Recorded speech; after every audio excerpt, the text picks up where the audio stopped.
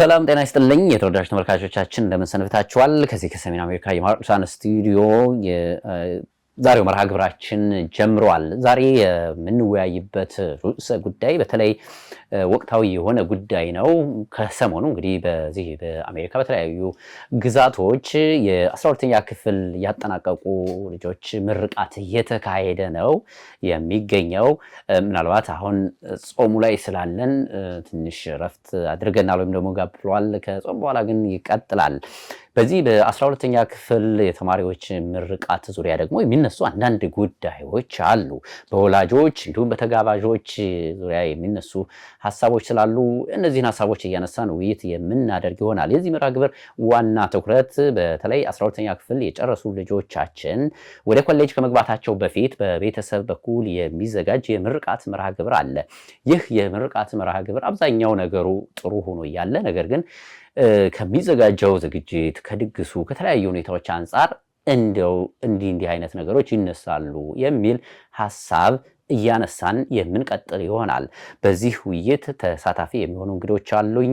ከዚህ ከስቱዲዮ ዲያቆን ሰለሞን ሳህሌ በሐመረ ብርሃን ቅዱስ ዮሐንስ ቤተክርስቲያን በተለይ ተተኪ ትውልድ ላይ ያገለገለ የሚገኝ ወንድማችን ነው። ላለፉት 20 ዓመታት ከልጆች ጋር ብዙ ጊዜውን አሳልፏል። አሁን እየተመረቁ የሚገኙ ብዙዎቹ በተለይ በዚህ በዲኤምቪ ኤሪያ ወይም ደግሞ ዲሲ፣ ሜሪላንድ እና ቨርጂኒያ የሚገኙ ተማሪዎች ብዙዎቹን እሱ አስተምሯቸዋል፣ አግኝቷቸዋል፣ አሳድጓቸዋል። ከእሱ ጋር እዚህ ስቱዲዮ ቆይታ የምናደርግ ይሆናል። በሙያው ደግሞ የሄልዝ ፊዚሽያን ነው። በአሜሪካ የኒውክሌር ተቋም ውስጥ ይሰራል። ዲያቆን ሰለሞን እጅግ አድርጌ አመሰግናለሁ ወደ ስቱዲዮችን ስለመጣ። እግዚአብሔር ይስጥልን። እንዲሁም ደግሞ በቨርቹዋል የገቡ እንግዶች አሉን። ወደ እነሱም እንመለሳለን። ወደ ሎስ አንጀለስ እናቀናለን። ከእነሱም ጋር እንደዚሁ ቆይታ የምናደርግ ይሆናል። ከሎስ አንጀለስ ወይዘሮ ኢየሩሳሌም ደርቤ እንዲሁም እህታችን ወይዘሮ ሰላማዊት ተሰማና አቶ አርአያ ገበየው አብረውን አሉ። እነዚህ ሶስቱ የሎስ አንጀለስ ነዋሪዎች ናቸው። ከሰሞኑ ደግሞ ልጆቻቸውን 12ኛ ክፍል አጠናቀው ያስመረቁ ወላጆች ናቸው። ለምን የዛሬው መርሃ ግብራችን እንግዶች ሆኑ?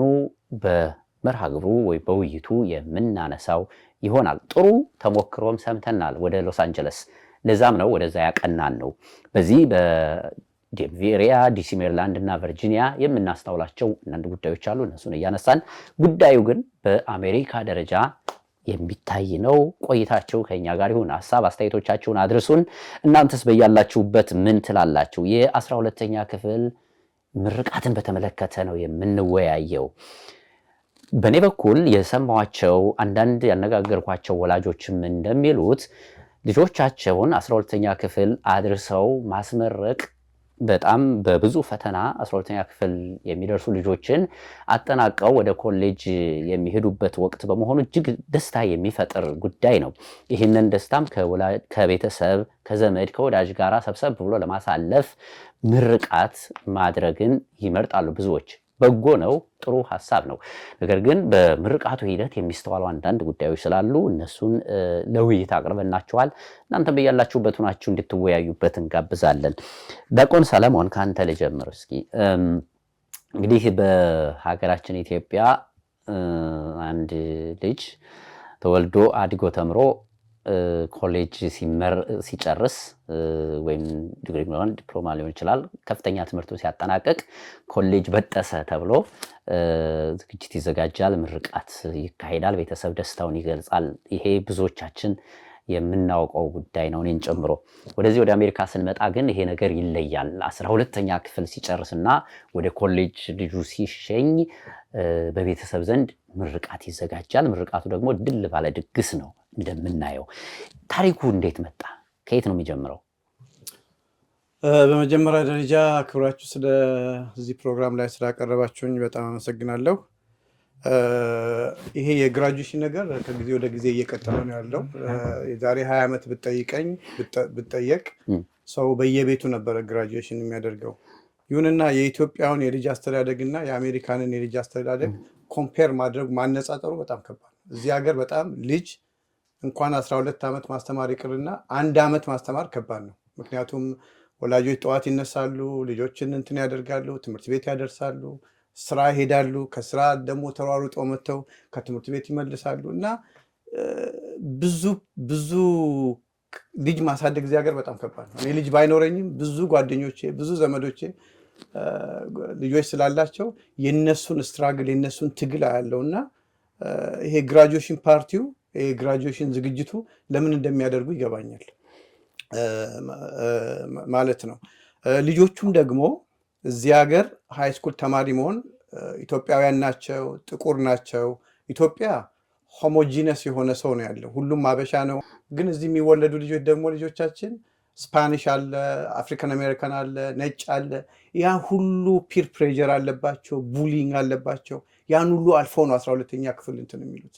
ስናየው ቀላል ይመስላል፣ ግን ከባድ ነው። የቤተሰቦች ትልቅ ስትራግል አለ። አሁን እዚህ ያሉት እህቶቼና ወንድሜ ሊናገሩ ይችላሉ፣ ምክንያቱም ነገሩን ስለሚያውቁና ቀስ እያለ ነው ሰው የዛሬ 14-15 ዓመት ይመስለኛል ይሄ ወደ አዳራሽ የአዳራሹ ዝግጅት የመጣው ከዛ በኋላ ነው። ከዛም በፊት ሁሉም በየቤቱ ነው በአብዛኛው ዝግጅት የሚያደርገው። እኔም ብዙ ሜንተር የማደርጋቸው ልጆች ቤታቸው ሄጄ ነው ዝግጅቱን የማከብረው። ሌላው ቤተሰብ እንዲያን ነገር የሚያደርገው ደግሞ እዚህ ሀገር ቤተሰብ ለቤተሰብ ብዙ አይገናኝም ሰው። ስለዚህ እንደ ፋሚሊ ሪዩኒየንም ነው ለብዙ ሰው። በአመት አንድ ጊዜ ግራጁዌሽን ጠብቀው ቤተሰብ ከአውሮፓም ከኢትዮጵያ ጭምር የሚመጡ አሉ። በዛ ግራጁዌሽን ደስታቸውን አንድ ላይ ለማድረግ ያደርጋሉ ማለት ነው። እነዚህ ነገሮች ይመስሉኛል። ሁለተኛ ደግሞ ትምህርት በእኛ ማህበረሰብ ውስጥ ትልቅ ቦታ ስላለው ለዛም ክብር ነው። ሌላው ደግሞ እንግዲህ በኋላ እንነጋገራለን። መልካም ጥሩ ነው። እንግዲህ ቀደም ሲል ጀምሮም ስለነበርክና ከልጆቹም ጋር ብዙ ጊዜ ስላሳለፍ አመጣጡን ስለምታውቀው ነው ያነሳን ነው። እስኪ ወደ ሎስ አንጀለስ ልጓዝ ደግሞ ወደዛ እንግዶች አሉኝ። እናንተን አመስግኜ እንግዶቼን ሰላም አንቺ ጋር ልጀምር። በቅድሚያ ግን ሁላችሁንም ሶስታችሁንም እንኳን ደስ አላችሁ። ሶስታችሁም የልጆች ቤተሰቦች ናችሁ። ዘንድሮ 12ኛ ክፍል ያጠናቀቁ ልጆቻችሁን አስመርቃችኋል። ለዚህ በእውነቱ እንኳን ደስ ያላችሁ ማለት ፈልጋለሁ። ይሄን ካልኩ ዘንዳ ግን እስኪ የእናንተን ተሞክሮ ትንሽ አካፍሉን። ሰላማዊት። ያው እኛ በጋራ ነው ያስመረቅነው። 6 ሌሎች የአጥቢያ ቤተክርስቲያን ልጆች በአንድ ላይ በጋራ ነው። አጋጣሚ ሴቶች ናቸው። 6ቱንም በአንድ ላይ ነው ያስመረቅነው። በቤት ሌላ ምርቃት አላደረግንም። በጣም ጥሩ። ኢየሩሳሌምም እንደዚሁ እስኪ ልታጋሪኝ ትችያለሽ? ምናልባት ከዚህ በፊት በየግል እንደዚህ ምርቃት የሚያዘጋጁ ይኖራሉና በአንድ ላይ ለማስመረቅ ምን አነሳሳችሁ? ሀሳቡ እንዴት መጣ? እሺ እግዚአብሔር ይስጥልኝ። አይ ቲንክ እኛ በአንድ ላይ እኔ በአጋጣሚ በባለፈው ዓመትም ልጅ አስመርቄያለሁ፣ በዚህኛው ማስመርቄያለሁ። ሀሳቡ የመጣው አንድ እህቴ የቤተክርስቲያን ልጅ የሆነች ማለት ነው። በአጋጣሚ በዛ ዓመት 6 የቤተክርስቲያናችን የደብራችን ልጆች የዛሬ ዓመትን ነው ጀምሬ እያወራሁ ያለሁት። 6 የደብራችን የቤተክርስቲያን ልጆች ይመረቁ ነበርና እነዛ ልጆች ደግሞ አንድ ቤተክርስቲያን አባል ልጆች ነን፣ 2 የአንድ ጽዋ ማህበራ ልጆች ነን። ያው አብረን በመንፈሳዊውም በስጋው ዓለምም አብረን የቤተሰባዊ አይነት ቅርርብ ያለን ልጆች ነበርንና አንደኛዋ እህቴ ያነሳች እንደው እነዚህ ልጆች ስናስመርቅ እንደ እግዚአብሔር ቃል ከመጽሐፍ ቅዱስ በዚህ በቤተክርስቲያን አድርገን አንድ ላይ ብናስመርቅ ብላ ሐሳቡን አቀረበችልኝ። እኔ ከዛ ቀድሞ እንደዚህ አይነት ሐሳብ አልነበረኝም እውነት ለመናገር። ምክንያቱም በቤተሰቤ ውስጥ ድግስ ሲደረግ እንደዚህ አሁን በጣም በተጋነነ መልኩ ባለው ሁኔታ ሳይሆን አሁን ቅድም የተናገረው ወንድሜ እንደተናገረው እንደ ፋሚሊ ሪዩኒየን በሚመስል በቤተሰብ ዙሪያ እየተደረገ ስለመጣ የኔም እንደዛው አይነት ነው ማስበው እንጂ ቤተክርስቲያን ሄዶ እንደዚህ አንድ ላይ ምናምን ሐሳቡ አልነበረኝም እውነት ለመናገር። እና ያቺ እህቴ ግን እንደዛ ስትል እነዛ ልጆች አብሮ ያደጉ ናቸው። እውነትም ከወለድናቸው ጊዜ ጀምሮ እድሜ ልካቸው ማለት አብሮ ያደጉ ወንድማማቾች ናቸው። የመንፈሳዊ አንድነቱ አለና አለች። ኦኬ ጥሩ ነው። ግን እኔ አሁን ደግሞ እንደዛም ሆኖ በአንድነት ተደርጎ ያየሁት ነበር። ከዛ ቀደም አንድ ላይ አንድ ቦታ ተደርጎ ብዙ ልጆች ብዙ ቦክስ ተቀምጦ ምናምን ያየሁት ነገር ስለነበረ ኦኬ ሐሳቡ ጥሩ ነው። እኔ ግን እንደዚህ ቦክስ ተቀምጦ ምናምን አልፈልግም። በቃ ምናደርግ ከሆነ እኛ ወላጆቹ እንነጋገርና በለተሰንበት በቤተክርስቲያናችን ከቅዳሴ በኋላ ቁርስ ፕሮግራም ስላለ እሱን ቁርስ እናዘጋጀውና እዛ ላይ ሳንናገር ማለት ነው፣ ሰውም ሳይጠራ ከተጠራ ስጦታ ምናምን የሚለው ሌላውም ሊመጣ ስለሆነ እሱን እና ቁርሱን እናዘጋጅና እዛ ላይ መጥተው አባቶቹ ይመርቋቸው የሚል ሀሳብ ተነጋገርን። ከዛ ሌሎቹም እናቶች 6 ነበረን የመጀመሪያ ዙር 6 ወንዶች፣ ከዛ ውስጥ ደግሞ ዲያቆናትም ነበሩ። ስለዚህ ታዲያ እንዴት ቢሆን ይሻላል ብሎ ሌሎቹም ሁሉም የየራሳቸውን ሀሳብ አከሉበትና ሁላችንም አዋተን ቁርሱን ፕሮግራም ልናዘጋጅ፣ ግን እንደዚህ ጥሪ ምናምን አድርገን አይደለም አድርገን እዛ ሲመጡ በሰንደይ ስኩሉ በኩል ተዘምሮላቸው ገብተው ከዛ ቤተክርስቲያን እንድትመርቃቸው ሆነ ማለት ነው። በመዝሙር እንዲደረግ በጸሎት የዛን ቀን በቅዳሴ እንዲታሰቡ አይነት ሀሳብ መጣ። ያው እንዲህ ቢሆንላቸው ለምሳሌ አንድ አይነት ብናሰፋላቸው ልብስ፣ አንድ አይነት ነጠላ፣ ስጦታ እንደዚህ ወደ ኮሌጅ ሲሄዱ ጸሎት ያስፈልጋቸዋል፣ ለጸሎት ስዕለ ማርያም እና ውዳሴ ማርያም ቢኖራቸው የሚል ሀሳብ በዛው አሁን ባለው በ6ቱ እናቶች ውይይት ውስጥ ተደረገ። ከዛ እንዳልነውም እንደ እግዚአብሔርን ፈቃድ ሆነና ያ ነገር ተሳካ። በቀኑ እኛ ካሰብነው እኛ በጣም በጥቂቱን ያሰብነው እውነት የዛሬ ዓመቱን ነው የምናገረው። ከዛ በዛ ላይ ያው ሁሉም አንድ አዳቡ እንዲህ ቢሆንላቸው እያለ የተነጋገርነው ትንሽ ቁርስ አዘጋጅተው ሰው ሳይጠራ እዛ ሲመጡ እንዲመረቁ ነው። ግን በጣም ደስ የሚል ልዩ የሆነ ዝግጅት ተከብሮ አለፈ ማለት ነው። እሱ ነው። በጣም ግሩም። በጣም አመሰግናለሁ ኢየሩሳሌም። አርአያ እስኪ አንተ 12ኛ ክፍል ልጅን አድርሶ ማስመረቅ ምንድነው ስሜቱ እንደ ወላጅ? ለምንስ አስፈለገ የሚሉ ሰዎች አሉ። ምን ትላለህ?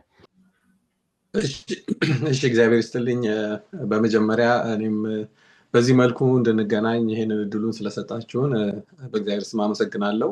እኛም ተሞክሮ ለሌሎች የሚጠቅም ከሆነ እሱን ለማጋራት እድሉ ስለሰጠ እናመሰግናለን። 12ኛ ክፍል መጨረስና እንደዚህ አይነት ዝግጅት ለምን አስፈለገ የሚለው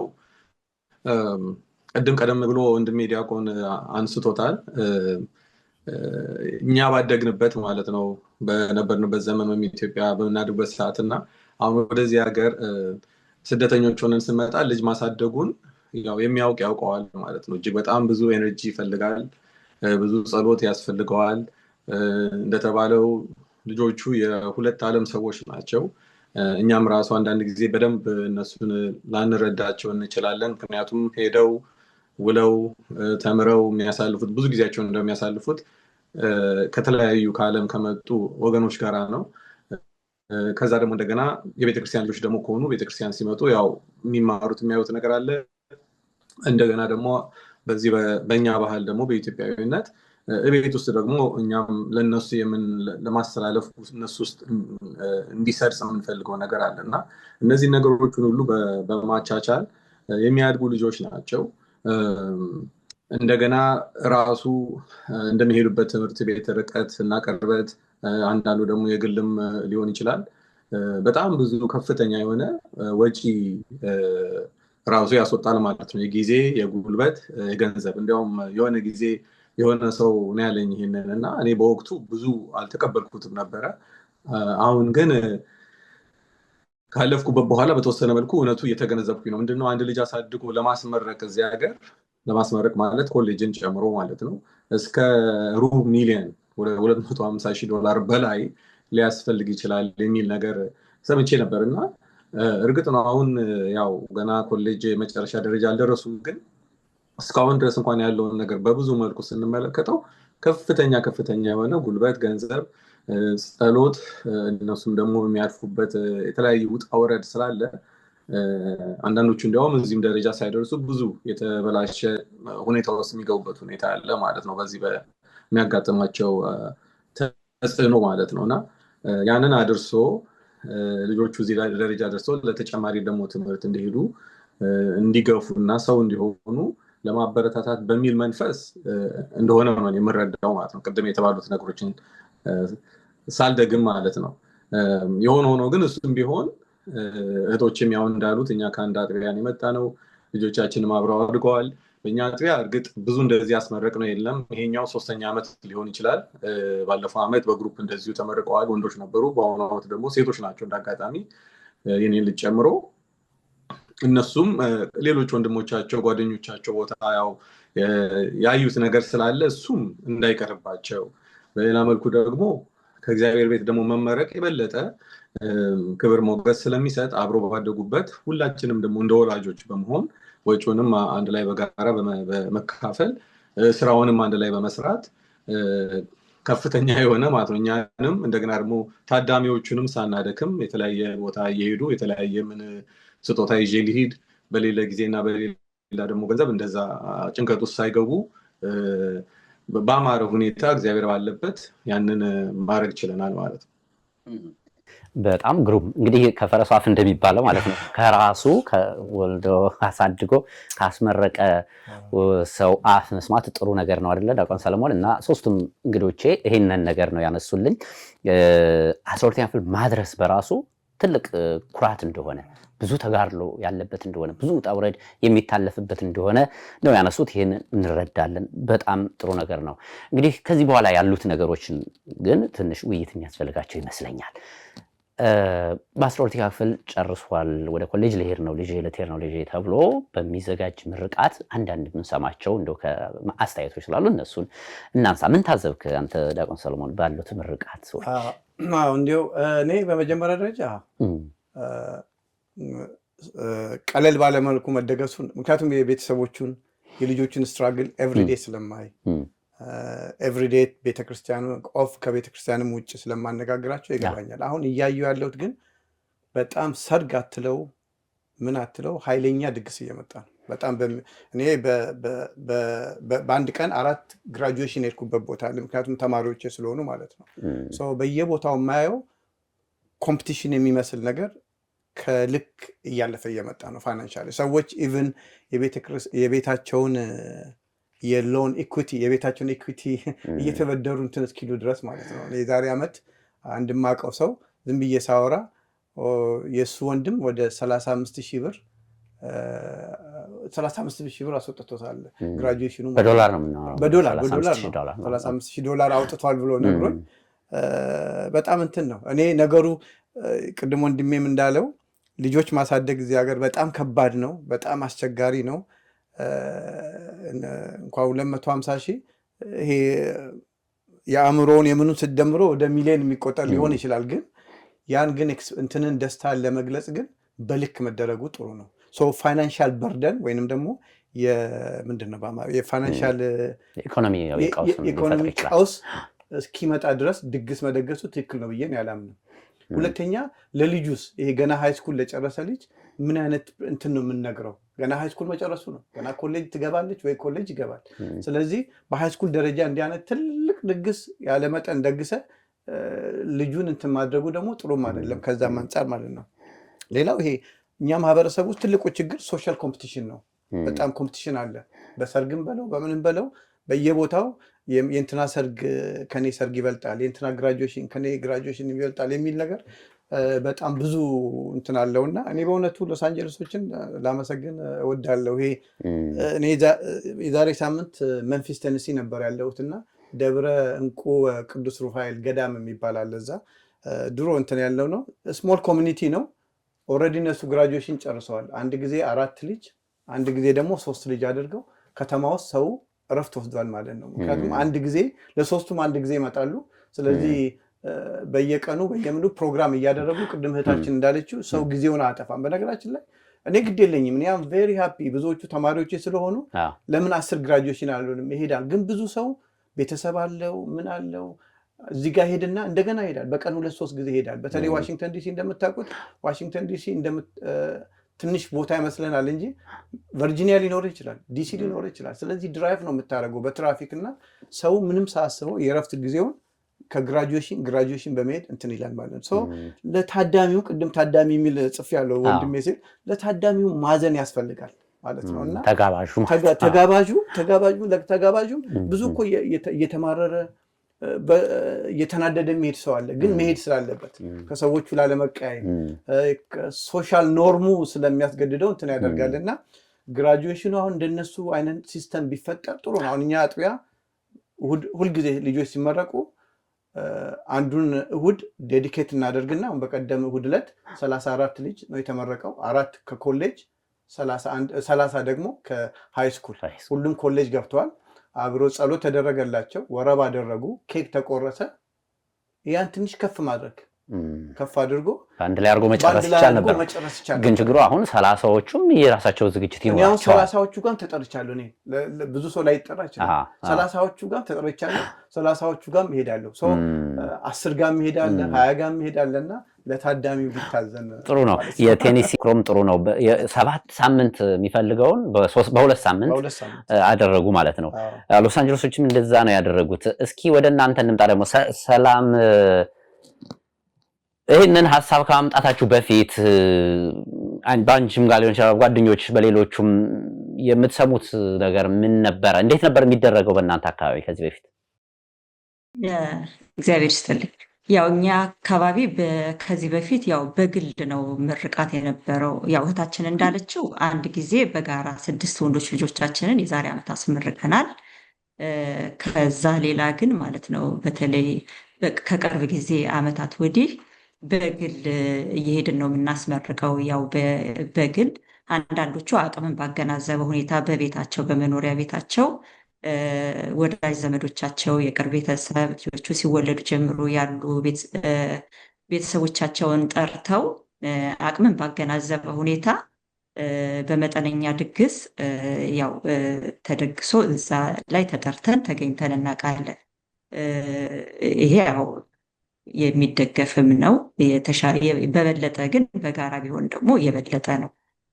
አሁን ላይ ግን ማለት ነው በጣም በየቦታው ላይ የምናየው በጣም ከባድ ትልልቅ ድግስ ተደግሶ በብዛት ማለት ነው በአዳራሽ ዲኮሩ በደንብ በቃ ጠረጴዛ ወንበር በደንብ ዲኮር ተደርጎ ይሄ ፎቶግራፍ ካሜራማን በቃ ሁሉም ነገር ልክ ሰርግ በሚመስል ሁኔታ ማለት ነው ሰርግ በሚመስል ሁኔታ ተደግሶ እንደዚህ አይነት ቦታዎች ላይ ነው የምናየው እና ልጆቹም ደግሞ እንደነዚህ አይነት ቦታዎች እየሄዱ ሲያዩ የምርቃት ድግስ አንፈልግም ምናምን ብለው ይቆዩና 1-2 ወር ምናምን ሲቀረው እኔም እፈልጋለሁ የማለት ነገር እንደገና ደግሞ የስጦታ ገንዘብ ደግሞ ይሄን ያህል ገንዘብ አገኘሁ ምናምን ብለው ልጆች ሲናገሩ እኔም ያው ግራጁዌሽን እፈልጋለሁ ብሎ የመነሳሳት ነገር አለ። ያው ብዙ ጊዜ እንደሚታወቀው እዚህ ሀገር ብዙም የግርግሩን እንደዚህ ትልልቅ ድግስ ልጆች አይፈልጉም፣ ያው እንደምናየው ማለት ነው። ብዙ ጊዜ ግን እንዲህ አይነት ነገር ቦታ ላይ ሄደው ሲያዩ ይሄን አገኘሁ ምናምን ሲሏቸው ልጆች ስለሆኑ ያው በቃ እኛም ግራጁዌሽን እንፈልጋለን የማለት ነገር አለ። ይሄ ደግሞ በቤተሰብም ላይ በማህበረሰቡም ላይ ደግሞ ከፍተኛ የሆነ ኢኮኖሚያዊ ማህበራዊ ደግሞ ቀውስም ደግሞ ይኖረዋል እና አሁን በተለይ ደግሞ የምታዘበው ማለት ነው አንዳንድ ጊዜ ለብቻቸው የሚያሳድጉ ወላጆች አሉ። ለብቻቸው የሚያሳድጉ ወላጆች ያው እንደዚህ አይነት ግራጁዌሽን ነው የምፈልገው ተብለው ሲባሉ የግድ በቃ በብድርም ቢሆን ክሬዲት እየገቡ ወንድሜ እንዳለው ማለት ነው የግድ እንዲደግሱ እንደዚህ አይነት ትልልቅ አዳራሽ ምናምን እንዲያደርጉ ይገደዳሉ ማለት ነው። እንደነዚህ አይነት ነገሮችን እናስተውላለን እና በአሁኑ ሰዓት ደግሞ በሚኒማም የግራጁዌሽን ድግስ ለመደገስ ከ12,000 እስከ $20,000 የሚያወጣበት ሁኔታ እንዳለ ያው እንሰማለን ማለት ነው። ይሄም ደግሞ ያው ምግቡ በቤት ከተዘጋጀ ማለት ነው። ውጭ ላዘጋጅ ከተባለ በሚያዘጋጁ ሰዎች ደግሞ ከተዘጋጀ በሳህን ወይም ደግሞ በወንበር ከ40 እስከ $50 የሚያወጡበት ነገር ጀስት ለምግብ ብቻ ማለት ነው። ያ ማለት 250-300 ሰው ከተጠራ ወደ 10,000 እና 15,000 በአማካይ ሊያወጡ ነው ማለት ነው። ይሄ ለምግብ ብቻ ነው። ከዛ ደግሞ ለዲኮር የሚወጣል፣ ለአዳራሽ ደግሞ አለ ከፍተኛ ገንዘብ ይወጣል። አሁን ላይ ስንሰማ በጣም የተጋነነ ገንዘብ ነው የሚወጣው እና እንደዚህ አይነቱ እንትን ትንሽ ወላጅንም ቤተሰብንም ትንሽ ጫና ይፈጥራል፣ ለሚመጣው ማህበረሰብ ደግሞ ማለት ነው። አሁን ወንድማችን ዲያቆን እንዳለው በቀን 2 እና 3 ግራጁዌሽን የምንጠራበት ሁኔታ ይኖራል እና እዛ ሲካሄድ ቦታው የተለያየ ቦታ ላይ ነው። ከአንድ ቦታ ወደ አንድ ቦታ ለመሄድ ጊዜ እንደገና ደግሞ ምን ይዤ የሚባል ደግሞ ነገር አለ። አሁን እዚህ የተለመደው $100 ያነሰ ስጦታ አይሰጥም ማለት ነው። ማለት ያው ደስ ብሎ ነው የምታደርገው። ልጆች ሲወለዱ ሲያድጉ ጀምሮ እያየሃቸው አድገው ለዛ ደረጃ ሲበቁልህ ያው ለሁሉም ነው ደስታው። ግን እንዴት ነው 2-3 ቦታ ማህበረሰቡም ላይ የተወሰነ ጫና ይፈጥራል የሚል ነገር ሀሳቦት አለኝ። ያው ሰውም ደግሞ ደጋሹም ራሱ ማለት ነው ሰው ምን ይዤ ልምጣ የሚለው ነገር በምን እንዴት ብዬ ልጥራቸው እንዳላስቸግር የሚል ነገር እንዲህ አይነትም ነገር ያው ይሰማል።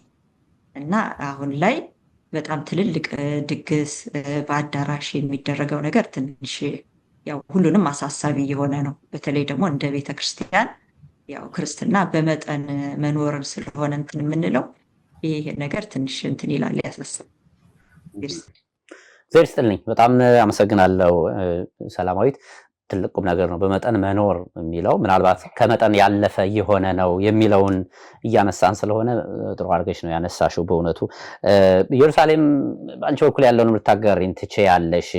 ወደዚህ ውሳኔ መምጣቱ ቀላል ላይሆን ይችላል። ልጆችን ማሳመን አለ፣ ቤተሰብም ደግሞ እንደዚህ የጠበቀ ኑሮ ሊሆን ይችላል። አይ ግድ የለም ከእህቶቿ ከጓደኞቿ ጋራ በዚህ መልኩ እግዚአብሔርን አመስግነን ብናጠቃለል ይሻላል ብሎ ማሳመን በራሱ ትልቅ ነገር ነውና ወደዚህ ውሳኔ የመጣችሁበትን መንገድም ልታጋሪን ትችያለሽ። ከዚህ በፊትስ በጓደኞች በሌሎችም የምትሰሚው ነገር ይችላል፣ በማህበረሰቡ በእያንዳንዱ ወላጅ የሚደርሰው ተጽዕኖስ ምን ነበር የሚለውን ልታነሽን ትችያለሽ? ከዚህ በፊት የነበረው ያው ከልጅነት ጀምሮ የሚያውቀው ቤተሰብና የቅርብ ጓደኛን ጎረቤትን ሰብሰብ ብሎ በቤት ውስጥ ቤትም ጠበብ ያለ ከሆነ የሆነ የምግብ ቤት ትንሽ አዳራሽ በመከራየት ብዙ የተጋነነ በሚባል መልኩ ባልሆነ ኢትዮጵያም ቢሆን በለመድ ነው በጣም የተጋነነ ባልሆነ ያው መቼም ደስታ ማድረግም ተገቢ ስለሆነ በዛ ልክ ነበረ የነበረው ማቀው ማለት ነው። ምናልባት ያሁኑ ትንሽ አሁንም ምርጫው እንደየቤት እንደየሰው ነው ብዬ አምናለሁ። ግን አሁኑ ትንሽ በጣም የተጋነነ በሚመስል ነው። ምክንያቱም ከሰርጉላ በሚበልጥ ሁኔታ አይነት ነገር ነው። አዳራሽ ተከራይቶ ብዙ ህዝብ የሚታወቀውንም የማይታወቀውንም ኮንታክት ሊስት ላይ ያለውን አወቃቸውም አላወቃቸውም ማለት ነው በመጥራት ዘማሪም ይሁን ዘፋኝ የሚሆን ተጠርቶ ምግብ ሰሪ ከተሰራ በኋላ የሚያጸዳ ተቀጥሮ ትንሽ ተለቅ ገነን ባለመልኩ ነው አሁን እየተካሄደ ያየሁት ያለሁትኝ። እኔ አሁንም እዚህ ጋር ለምን ሆነ አልሆነም ሳይሆን ትንሽ በጣም እንትን ወጣ ያለ ይመስላል ማለት ነው። አንደኛ ደጋሹም ላይ ከሚፈጥረው አንጻር፣ ሁለተኛ ልጆቹም ላይ ተጠሪውም ሰው ማለት ነው ከሚፈጥረው ነገር አንጻር ትንሽ ከበዳል ነው። አሁን ለምሳሌ እኔ ባሳለፉት ህይወት ውስጥ ለምሳሌ ግራጁዌሽን ወቅት በመጣ ጊዜ በዚህ በጁን ጁላይ ላይ በጣም ዊኬንዶቹ ሁሉ ጊዜ ቢዚ ነው። ምክንያቱም የሚታወቀው ሰው ብዙ ነው። አንድ ሰው ቢያንስ 2 3 4 ቦታ ሊጠራ ይችላል። ቀደም እንዳለችው ደግሞ ባዶ እጅ አይኬድም ማለት ለራስም ደስ አይልም። ደስ ይላል ሲሰጥ መስጠትም ደስ ስለሚል ማለት ነው አድርጎ ይሄዳል። ግን አሁን 5 6 ልጆች በአንድ ጊዜ ሲመረቁ ለነዛ ሁሉ አንድ ሰው ወርሃዊ ከሚኖረው ኢንካም አንጻር ሲታሰብ ትንሽ ተጠሪው ላይ ጫና ሊፈጥር ይችላል። የገንዘብ ብቻ ሳይሆን የሰዓትም ያችን ሰዓት ወደዛም ወደዚህም ብሎ አብቃቅቶ መሄድ ከሚኖረው አንጻር ከእንደገና ደግሞ ልጆቹም ላይ ራሱ ኮምፒቲሽን የመፍጠር ነገር አለው። ለምሳሌ ግራጁዌሽን የማይወድ ልጅ ሊኖር ይችላል።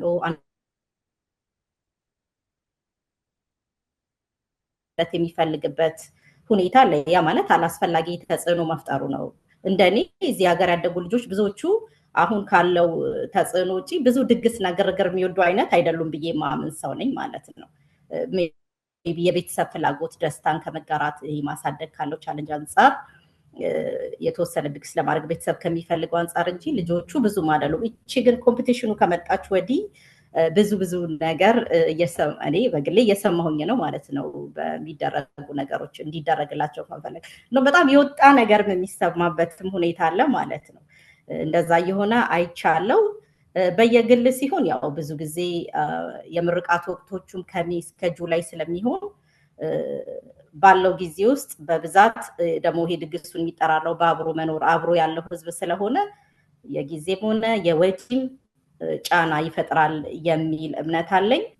ግን አሁን ደግሞ ይሁን አድርግም አታድርጉም ለማለት ደግሞ እንደየሰው እንደያዘጋጁና እንደየልጆቹ ሊመለስ የሚችል ነው ማለት ነው።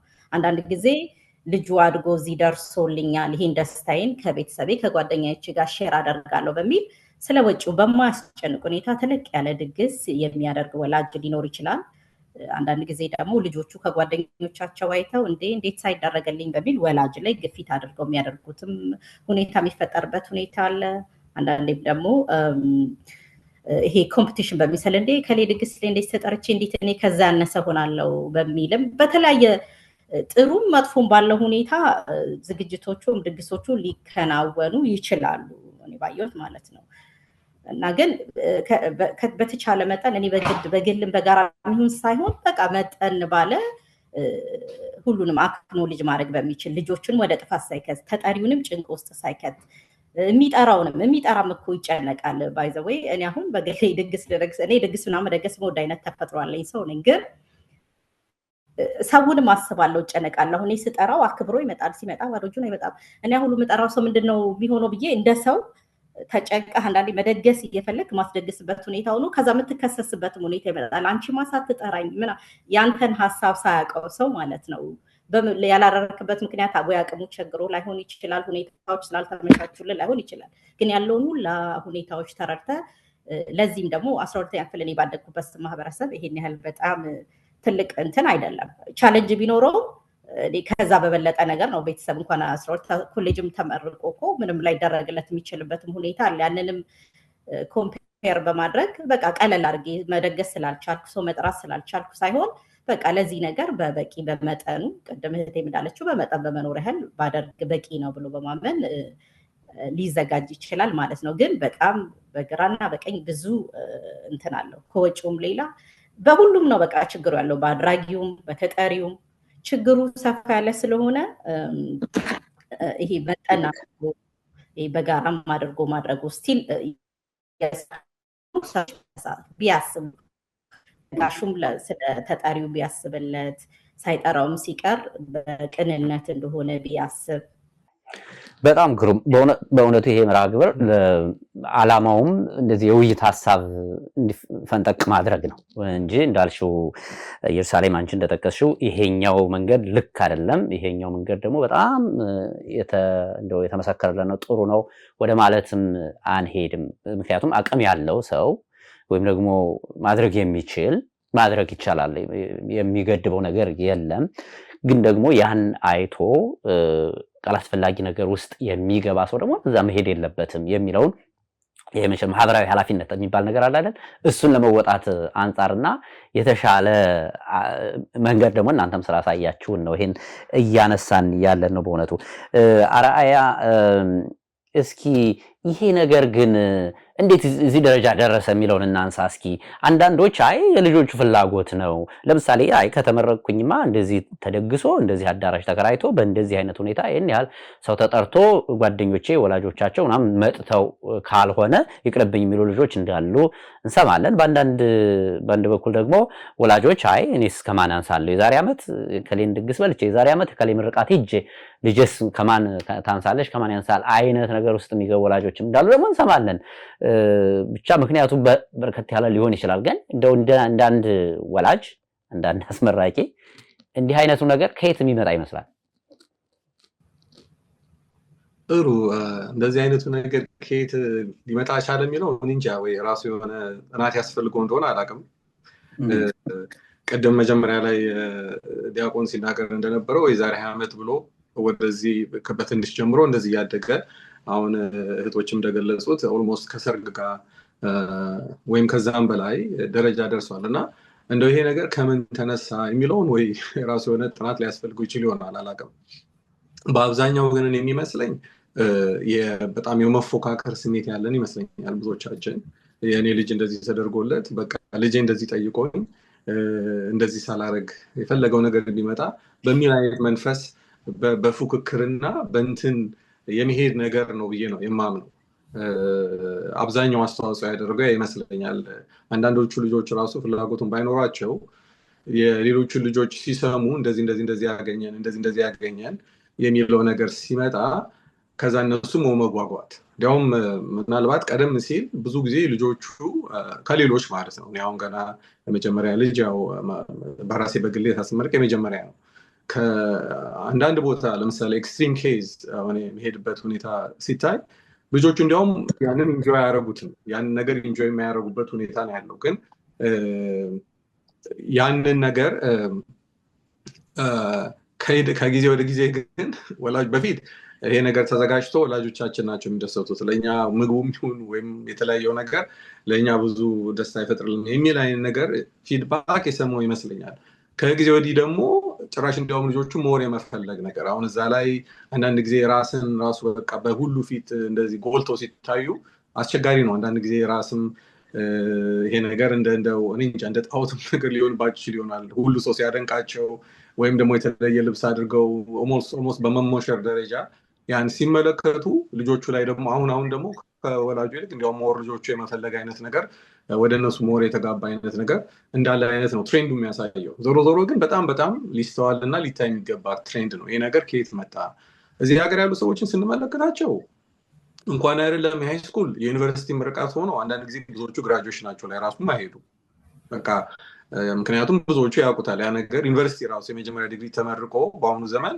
እሱ ራሱ አሁን እንደ መታወቂያ በቂ እንዳልሆነ ነው የሚነገረው ጭራሽ ተጨማሪ ሁለተኛ ማስተርስ ሌላም የመሳሰሉት ነገሮች ሁሉ ሊያስፈልጉ ይችላሉ ስራ ለማግኘት እና ከዛ አኳያ ብዙዎቹ በቃ ጨረሰን ወደ ስራ ዓለም እንድትሎ እንግባ የሚለውን አይነት ነገር ነውና ከዛ ሊማሩት አይችሉም ብዙዎቹ እንዲያውም ሄደው እንደ ቤተሰብ የሆነ ሬስቶራንት ጋር በቃ ይቀርብ የሆኑ እንትኖች አንድ ላይ ተሰባስበው ቤተሰብ አባላት ያንን የሚያከብሩት ወደኛ ግን ሲመጣ አብዛኛው ከኛው ውስጥ አንዳንድ ጊዜ የተለያየ ብሶትም ይኖርብናል እንደተባለው ለመገናኘትም በጣም ሶሻል ባህል አለን የታወቀ ጉዳይ ነው እንደ መገናኛም ሆኖ ሊሆን ይችላል እና ብዙ ምክንያቶች ሊቀርቡ ይችላሉ እና በአብዛኛው ግን የፉክክሩ መንፈስ ነው የሚመስለኝ ማለት ነው እና በጣም ሊታይ ይገባል ይሄ ትሬንድ እንደው በተቻለ መጠን እንደው አቅምም እንኳን ያላቸው ሰዎች አሁን ቅድም አቅም ያላቸው ሰዎች ለምሳሌ ሊደግፉ ይችላሉ መብት አላቸው ግን እንደው አቅምም እኮ ቢኖር ፊት ለፊት የዩኒቨርሲቲ ትምህርት ይጠብቃል በአሁኑ ዘመን እንዲያውም አሁን እኔ በዚህ ባለንበት ያሉት የመንግስት ኃላፊዎች በሚያደርጉት ለውጦች የመሳሰለው ብዙ ነገሮች እዚህ ሀገር ላይ ራሱ እየቀነሱ ነው እየመጡ ያሉት እንደ ስኮላርሺፕ አይነት እንደ ግራንት አይነት ነገሮች ፋይናንሻል ኤድ የመሳሰሉት ነገሮች እየቀነሱ እየወረዱ ነው እየመጡ ያሉት እና እንደው አቅምም ያለው ገንዘብም ያለው ሌላውን ሰው ቢያስተምር ስለሌላው ሰው ቢሰጠው ስንትና ስንት ልጆች ያንን አቅቷቸው ወላጆቻቸው መክፈል አቅቷቸው መሄድ የሚፈልጉበት ቦታ ማድረግ የማይደርሱበት ሁኔታ አለ እና አንዳንድ ቢሊዮነሮች ምናምን የሆኑ እዚህ ሀገር ላይ ይሰማለሁ ለምሳሌ ሄደው ኮሌጅ ውስጥ ያለው ዕዳ በጣም ከፍተኛ ስለሆነ የአንድ ዩኒቨርሲቲ ተመራቂዎችን ሙሉ ለሙሉ ዕዳቸውን ሁሉ የሚከፍሉበት ሁኔታ አለ እና ከተቻለ እንደዚህ አይነት አቅም ያለው ሰው ሌላውን ሄዱ እንደዚህ አይነት የመረዳዳት ባህል ብናመጣ አንደኛ ብዙዎች እንዲማሩ እናደርጋለን የወደፊት ህይወታቸውን እንዲሳካ እናደርጋለን እግዚአብሔርን በጥሩ መልኩ አመሰግን ሰውን መረዳንበት ማለት ነው ልጆቹም ደግሞ ገና በሃይስኩል ላይ እንዴት ነው የሆነ ቶሎ የመርካትና ወደፊት እኮ ሌላ ግራጁዌሽን እንደሌላ አይነት አሁን ለምሳሌ ሰርግ አንዳንድ ጊዜ ኢቭን ሰርግም ስናደርግ ሰርግና ሞት አንድ ጊዜ ነው የሚባለው ካልተሳሳትኩኝ ግራጁዌሽን ያው የኮሌጅም አለ ከዛም በኋላ አለ ሌላም አለ አንዳንድ ቤት ውስጥ ደግሞ 2 3 4 ልጆች ያሉበትም ሊኖሩ ይችላሉ የነሱም ሁኔታ አለ እና ነገሩ ሲታይ በቃ የሚያዛልቅ አይነት ነገር አይመስልም እና እንደ ክርስቲያን ደግሞ ስናስበው ከክርስቲያናዊ አንፃር ስናየው ይሄ ነገር ሪሊ ከየቱ ጋር መጥቶ እንዴት እንደሆነ በክርስቲያናዊ የሆነ እንትን ልንሰጠው አንችልም ማለት ነው ኢቭን እንደተባባልነው ነው በደንብ አቅሙ እንኳን ያለው ሰው ሌላውን ሰው ሞር መርዳት ልጆቹ እንዲያውም በጸሎት እንዲታሰቡ አንዳንድ ነገር በልጆቹ ስም ማድረግ የመሳሰለው ነገር ለልጆቹ ያው ይጠቅማቸዋል ማለት ነው እና ስለዚህ ቅድም እንደተጠቀሰው ከደጋሹም ከወላጅም ከታዳሚዎችም ከሁሉም ነገር አንፃር ከጊዜም ከጉልበትም አንፃር በጣም ከፍተኛ ተጽዕኖና የሚያደርስ ነገር ስለሆነ ያው ያንን ነገር መመልከት ያስፈልጋል ቢያስባለኝ ምናልባት ሌላ መጨረሻ ለመጥቀስ ፈልገው ነገር ኢቭን ይሄ ነገር ይሄ እንግዲህ እኔ እንጃ ይሄን በተወሰነ መልኩ አንዳንድ ቦታ ለምሳሌ ሰዎች እንዴት ዋላችሁ የሚሏቸውን ሰዎች እንኳን በደንብ ቅርርብ እንኳን የላቸው የመጋበዝ ነገር አለ እኛ ጋር ደግሞ ታውቁታላችሁ ባይሄዱም እንኳን ሰው ይሉንታ በጣም በይሉንታ እንትን ስለምን ቢያንስ ተጠርቻለሁ ተጋብዣለሁ እና ያንን ገንዘብ የመስጠት ነገር አለና በተወሰነ መልኩም ሜቢ አትራፊ ቢዝነስም ሆኖ ሊሆን ይችል ይሆናል አላውቅም። የቅድም የተባለው ድግስ ወጪ ውስጥ ገብቶ ከዛም ውስጥ ደግሞ ልጆቹን የሚያግዝ እንደዚህ ነገር ይገኝበታልም ተብሎ ሊሆን ይችላል እና በእውነት እንደዛም ሌሎችን ሰዎች አጨናንቆ በዛ ደረጃም እንደዚህ የሚያስቡና ጥቂቶች ሊሆኑ ይችላሉ። እንደዛ ካለ እሱም ተገቢ አይደለም። ቀደም እንዳልኩት ለመርዳት ካስፈለገ ድግሱም ሳይደገስ ሄደን እኮ ጊፍት መስጠት እንችላለን። ማንም አይከለክለንም። ደስ ያለው ሁሉ ሄዶ ያው ይሄ የገንዘቡን የጉልበቱን የምን ብዙ ነገር አቅልሎ ያው ጊፍት መስጠት ስለምንችል ማለት ነው። እሱ ለመጨመር በጣም ግሩም እግዚአብሔር ይስጥልኝ አራያ። ይሄ ማለት ሶሻል ኃላፊነትም ነው፣ ይሄ ማህበራዊ ኃላፊነትም ይመስለኛል። በዚህ መልኩ ማንሳት በጣም ወድጄዋለሁ። እግዚአብሔር ይስጥልን። ዲያቆን ሰሎሞን እስኪ እያጠቃለል ነው እንድንመጣ ነው። ብዙ ነገሮች ተነስተዋል። በተለይ አራያ መጨረሻ ላይ ያነሳው የዚህ ሀገር ሰዎች እንደዚህ አይነት ነገር አያውቁም የሚል ነገር አንስተዋል እና ደግሞ በጣም ብዙ መሰርተሃል አይደል? ታውቃቸዋል። በመጀመሪያ ደረጃ በመጠን መኖር የሚለውን የቤተክርስቲያን እንትን ለእኛ ዞሮ ለእኛ ቤተክርስቲያን ለኦርቶዶክሶች ስለሆነ ይሄ እንትን የሚለው በመጠን መኖር በሚለው እሱን አእምሯችን ውስጥ ማስገባት ነው። እኔ አንድ ጊዜ ቅድም ወንድሜ ባለው በውጭው እኔ ብዙ ነጭ ጓደኞችም የስራ ባልደረቦች ያሉና አንድ ጊዜ ግራጁዌሽን ሄጄ አንድ ፈረንጅ ብቻውን ተቀምጦ ነበርና አጠገቡ ሄጄ ተቀመጥኩ። በጣም ኃይለኛ ድግስ ነው ድግሱ እና ሰውየው በጣም ተጋብዞ ነው የመጣው። በጣም ነው ግራ የገባው ማለት ነው። የሃይስኩል ግራጁዌሽን ነው እና ጠየቀኝ። ምንድነው የጠየቀኝ? አገራችሁም እንደዚህ ነው የምታደርጉት ወይ? ባህላችሁ ነው ወይ? ለሃይ ስኩል ይሄ ልጅ ገና ቅድም ወንድሜ እንዳለው ኮሌጅ ይሄዳል፣ ምን ይላል፣ ብዙ ሪስፖንሲቢሊቲ ያለው አሁን እንደማየው ወጪው ብዙ ነው እና ባህላችሁ ነው ወይ አለ። እኔ ያው ነገር አሳመርኩ ብዬ ያው ለኤጁኬሽን ቫሉ ስለምንሰጥ ነው አለ አልኩት። ለኤጁኬሽን ቫሉ ስለምንሰጥ ነው ስለው፣ በነገራችን ላይ እኛ አሜሪካኖችም እኮ ለኤጁኬሽን በጣም ቫሉ እንሰጣለን። ይሄ ሀገር እኮ እዚህ የደረሰው ለኤጁኬሽን ቫሉ ስለሰጠን ነው። ግን የኤጁኬሽን ቫሉ ለመስጠት እንዲህ አይነት ድግስ ግን መደገስ የለበትም ማለት ዝም ብለን ካዥዋል ሆነ ንግግር ስንነጋገር ማለት ነው። እነሱ አደርጉም። አሁን ኮሌጅ ቅድም ወንድሜ እንዳለው የተወሰነ ግራጁዌሽን ተጠርቻለሁ። ሬስቶራንት ውስጥ 20-30 ሰው የእነሱ ቤተሰብ ምናምን ከሌላ ስቴት የመጡ ያደርጋሉ። ዘንደን ያልቃል። እሱ ነው። ሌላው ለዚህ ለፉክክሩ ደግሞ ልጆቹ ደግሞ እዚህ ፉክክር ውስጥ እንዲገቡ ያደረጋቸው እነዚህ ሶሻል ሚዲያዎች እንደ ኢንስታግራም፣ እንደ ስናፕቻት፣ እንደ ቲክቶክ፣ እንደ ድሮ ደግሞ ፌስቡክ ላይ እነዚህ ግራጁዌሽኖች ቤተሰቦች ስለሚያወጡ ያን ስለሚያዩ ልጆቹ ዋይናት የኔም ግራጁዌሽን ዋናው ገንዘብ ነው ልጆቹ ዋና። በነገራችን ላይ እንትኑን ስንመለከት የዛሬ 15 ዓመት ብዙን የማስተምራቸው ልጆች ይለምኑኝ ነበረ ቤተሰቦቻቸው እንዳይደግሱ ገንዘቡን እንዲሰጧቸው ድግሱ እንዲቀር። አሁን ግን ያሉ ብዙ ተመራቂዎች ግራጁዌሽን እንዳትቀር እንድትናገርም እፈልጋለሁ ይላሉ።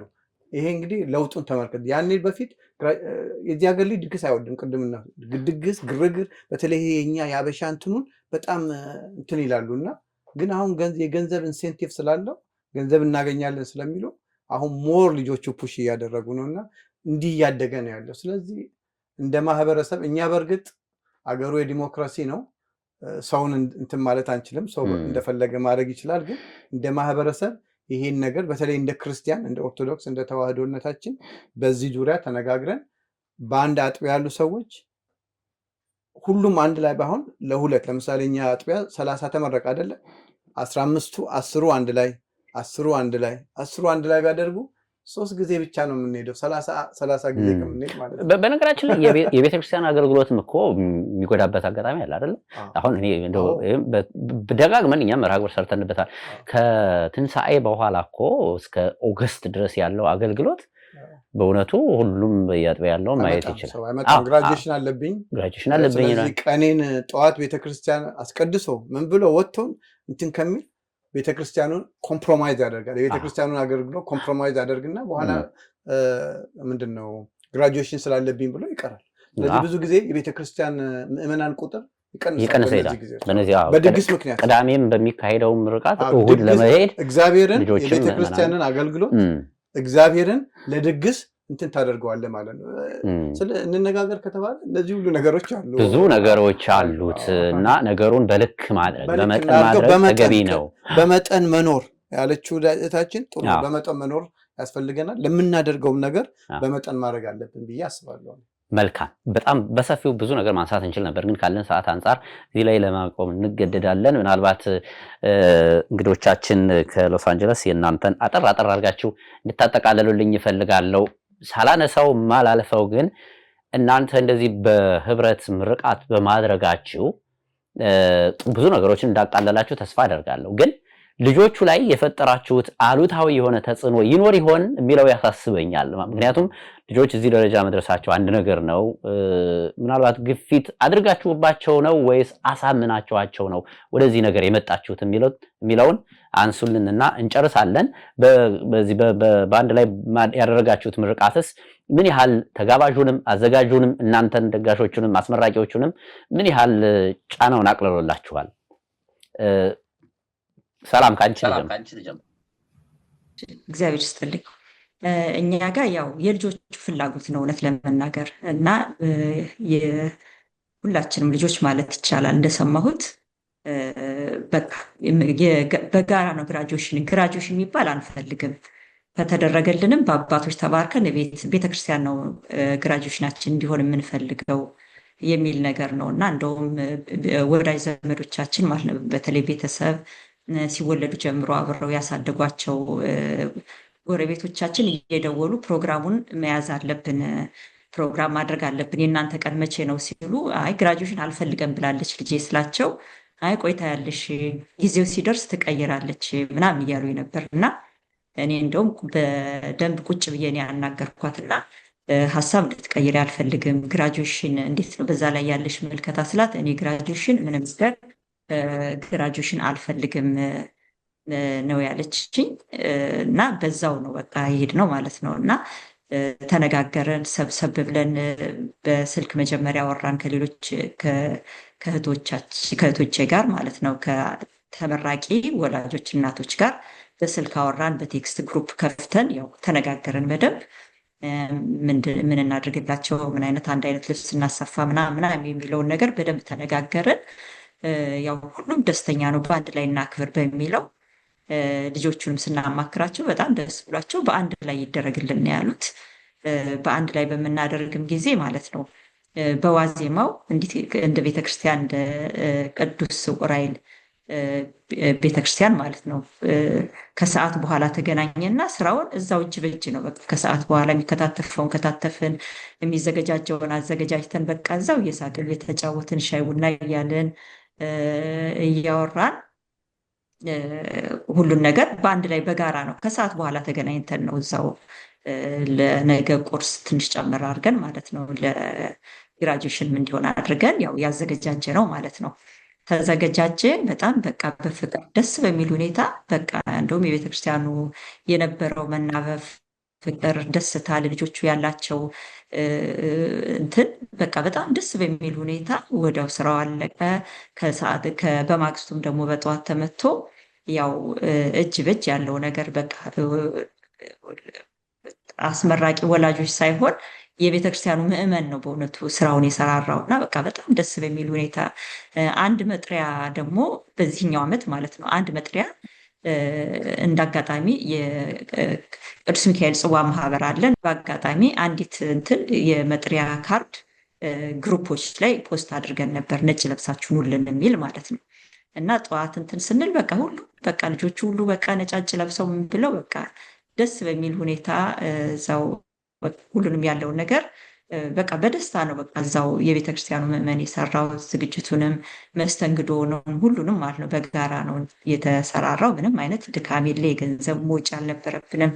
ከነ ልብሳቸው ጨምሮ $1,000 ባነሰ ነው በቃ አዋተን እንትን ያለው ማለት ነው ሁሉ ነገር ያለቀልን እና ከገንዘብ መዋጮ አንጻር ከጊዜም አንጻር እዛው ለቅዳሴ የመጣው ሰው ነው የሁላችንም ኮመን እንግዶቻችን በዛው ለቅዳሴ እንደመጡ በዛው ከቅዳሴ ሲወጡ ተመራቂዎች ልጆቹን ግራና ቀኝ አጅበናቸው ገባን። ከሌላ ማጥቢያ ቤተክርስቲያን እንደዚሁ የማህበረ ቅዱሳን ልጆች እንደዚሁን በቃ በጣም ደስ በሚሉ ሁኔታ ነጫጭ ለብሰው መጥተው አጅበው በቃ በጣም የተዘመረ ደስ በሚል ሁኔታ ነው እንትን ያሉት። ያም ልጆቹ ላይ በጣም የፈጠረው ነገር በጣም በቃ ደስ የሚል ምንድነው እዛ ያለው የቤተክርስቲያኑም ሰው ያለው ለእነሱ የሚያሳያቸው ደስታ በቃ እነሱ ምንም በቃ ይሄ ጎደለብን የሚል ስሜት ሳይሰማቸው በጣም በቃ ደስ ብሏቸው ነው ያሳለፉት። እንደ ቤተክርስቲያንም ደግሞ ስዕል የእመቤታችን ስዕል አድህኖ መስቀል እንደገና ደግሞ መዝሙረ ዳዊት አይነት ስጦታ ተበርክቶላቸው በቃ ምንም ቀረብን ሳይሉ ደስ ብሏቸው በአባቶች ተባርከው እዛው መዝሙር እየተዘመረ ልጆች በመሰንቆ እያጀቧቸው በጣም ደስ በሚል ሁኔታ እግዚአብሔርን እያመሰገንን ደስ ብሎን በደመቀ ሁኔታ ነው በእውነቱ ምርቃታቸው የተከበረላቸው እና በልጆቹ ላይ ምንም አይነት ተጽዕኖ የደረሰባቸው እንደዚህ ከራሳቸውን የመጣው ምርቃታችን በቤተክርስቲያን ነው የምንፈልገው፣ ሌላ ምርቃት አንፈልግም ነው ያሉት። እስከ መጨረሻውም ቀን ደግሞ ያው ምንም ሀሳባቸውን አልቀየሩ። እንደዚህ ነው የሆነው እና ብዙ አይነት ነው ለእኛ ያቀለለልን እና አንድ እዚህ ላይ ጨመር የምፈልገው ምንድን ነው ይቅርታ፣ እንደ ቤተክርስቲያን ሲሆን ምንድን ነው ሰው በጋራ መደገሱን የሚፈራው ወደ አንድ ሀሳብ ለመምጣት የመቸገር ነገር አለ። ግን ያው እንደ ቤተክርስቲያን ሲሆን ደግሞ ደስ የሚለው እናቶች ስንነጋገር ከኔ ሀሳብ ያንቺ ሀሳብ ይሁን ምናምን የሚል የኔ ይሁን የሚባለው ነገር እሱ ደግሞ ያው አቅሎልናል ማለት ነው ለኛ እና ለምሳሌ እንደዚህ በዲኮር ብናሰራ የሚል ሀሳብ ተነስቶ ነበር። እንደዛ ከሚሆን ሲምፕል ባነር አድርገን አንዳንድ ነገሮች ገዛዝተን የሰንበት ተማሪዎች እኮ እንደዚህ ቢያደርጉት ጥሩ ይሆናል የሚለውን ነገር ተነስቶ ያው ወደ አንድ ሀሳብ እየመጣ በጥሩ ሁኔታ ነው በእውነቱ እግዚአብሔር ይመስገን ደስ የሚል የደመቀ ግራጁዌሽን ነበር የነበረላቸው። ተጽዕኖ ብዙ ምንም ተጽዕኖ አልነበረም ማለት ነው። መልካም እሺ፣ እግዚአብሔር ይስጥልኝ በእውነቱ። እሺ ኢየሩስ የእናንተንም እንደዚህ ማጠቃለያ ያንስ። እሺ ያ ሰላም ያለችው በሙሉ ሆኖ በዛ ላይ በተጨማሪ እንደውም እኔ ብዙ ፍቅር አይቼበታለሁኝ ማለት ነው።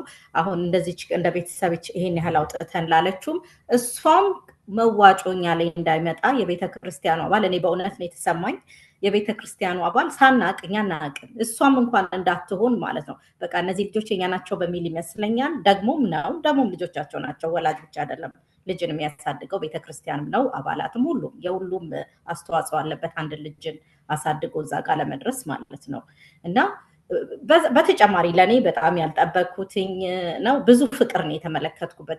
በዛ በተጨማሪ ላይ ብራዋታው አሁን እኛ አዋጣን ምትል እኔ ተዋጣ መለው አይደለም ሲጀመር።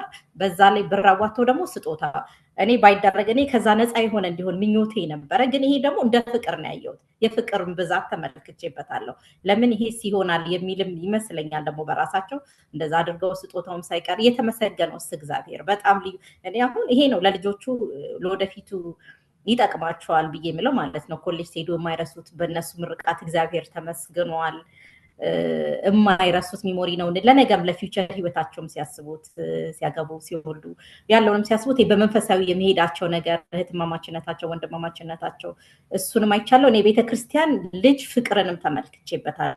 አሁን ወላጆቹ ከተደረገው ካድነት ውጭ የአንድ ደብር ልጆች ፍቅርን በቃ ያየሁበትና በጣም ደስ የሚል የእሱኛውም ጥቅም አለው ማለት ነው። ይሄ ሰውን የሚጠራው ላይ ጫና ከመፍጠር ይልቅ እንደውም ጊዜውንም ቆጥቦለት ደስታ ለዛም ለደጋሹም ዋው ይሄ ሁሉ ፍቅር አለ ወይ በሰዎች ዘንድ ብሎ ያንን ይሄ መደጋገፉ እኔ ቅዳሴ ሄጄ ድግሱ የኛ ጋራ ነው ብዬ ነው ያልኩት አይደል።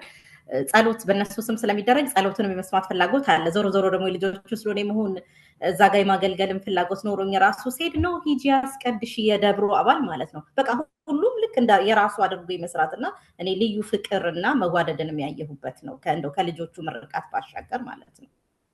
በጣም ግሩም ጊዜ ይስጥልን ኢየሩስ። አራያ እሺ እኔም ልጄ ላይ ምንም የከፋት ነገር አትሊስት ያው በግልጽ አውርተናል ተወያይተናል። እሷም ለነገሩ በጣም ሰፊ ነገር ከመጀመሪያው የምትፈልግ አልነበረችም ልክ እንደግል። ግን ይሄ ደግሞ በመሆኑ ምንም አሉታዊ ተጽዕኖ አልተመለከትኩኝም።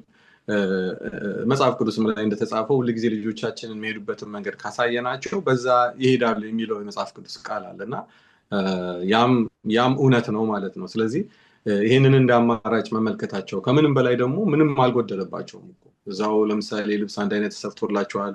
ደብራችን ደብረ ጽጌ ነው ቅድም እንደተጠቀሰው እና እዛ አዳራሽ ውስጥ ነው የተካሄደው። መዝሙር ነበረ።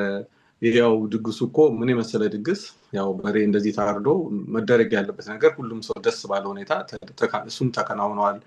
በዕለቱ ደግሞ እንደዚሁ ቀደም ብሎ የተመረቀ አንዱ ዲያቆን የባለፈው ዓመት የተመረቀ ጥሩ መልእክት ለነሱ በቋንቋቸው አስተላልፎላቸዋል። ከወላጆችም የተወሰነ መተው የምንድነው ስሙ አንዳንድ ምርቃት የሰጧሉ። አንድ ደግሞ በጣም ደስ የሚለው የተዘጋጀው ምንድነው ከልጅነታቸው አንስተው አብረው ሲያድጉ የተለያየ ትዝታዎችን የሚያሳይ እንደ ቪዲዮ እና ፎቶግራፎች አንድ ላይ ኮምፓይል ተደርጎ ለ20 ደቂቃ በጸጥታ ሁሉም ያን ሲመለከት ነበረ። ያው ከልጅነት አንስተው እዚህ ሲደርሱ የነበረውን ነገር ማለት ነው እና እርስ በርሳቸው እዛ ጋራ ማስታወሻ ፎቶግራፎችም ከምዕመናን ከጓደኞቻቸው አብረው ተነስተዋል።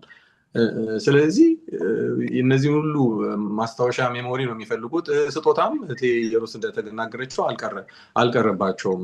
አንዳንድ ወላጆች አንድ ላይ በጋራ ሆነው እሱንም በጋራ ለእያንዳንዳቸው የተወሰነ ስጦታም አግኝተዋል።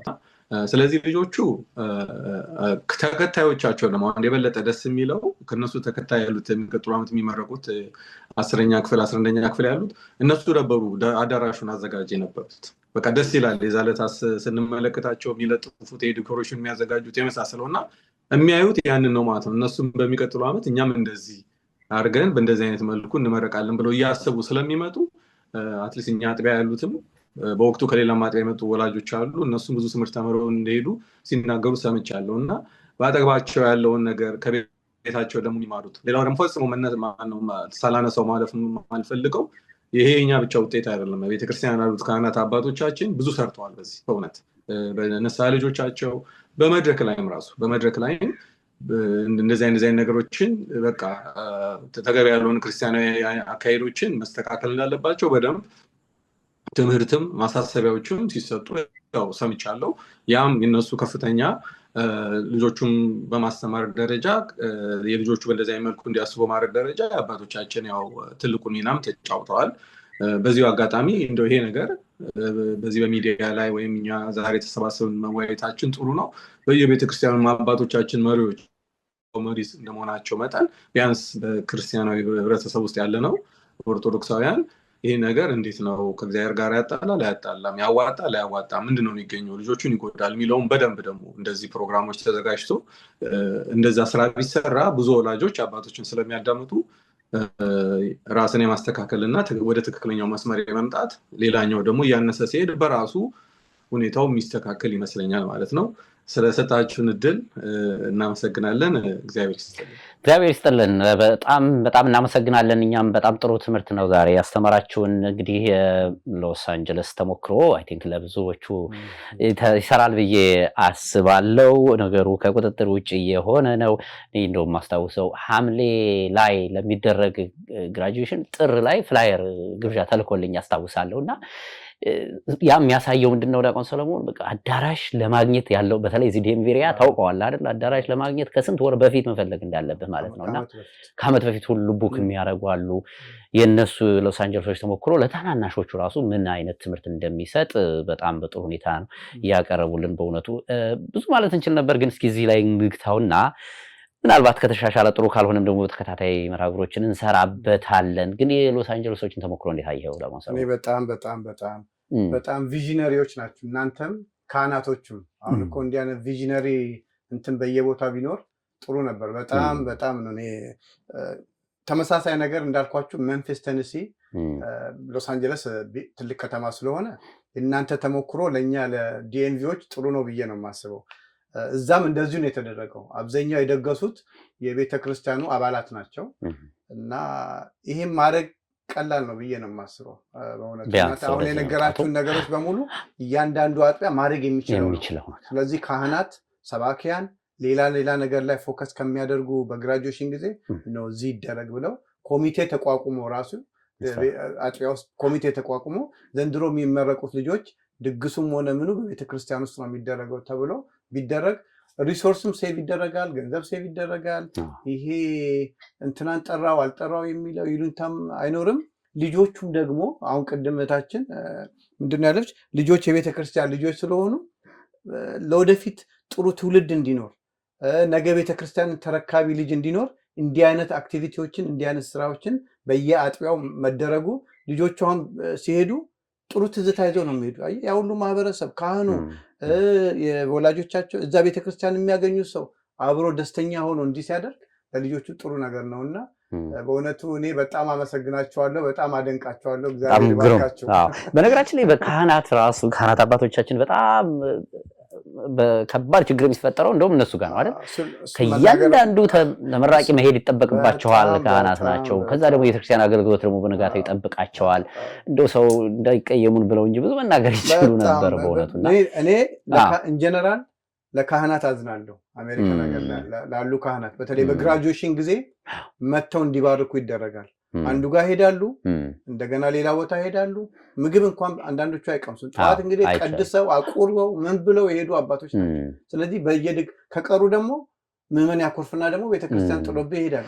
እሱም እንዳይሆን ይህን ያደርጋሉ እና በእውነቱ አባቶችም እንዲህ አይነት ነገሩን አቮይድ ለማድረግ ልክ የነሱ አጥቢያ ካህናት እንዳደረጉት ሁሉም በአጥቢያው እንዲያደርግ ቢያደርጉ ለነሱም ጥሩ ነው። በጣም ግሩም። ሌላ ደግሞ ምን ሰማው መሰለህ ደቀ ሰለሞን፣ አሁን በቅርብ ደግሞ እንዲህ አይነቱን ነገር ቢዝነስ የማድረግ ነገር ቅድም አራያም ጠቅሶታል።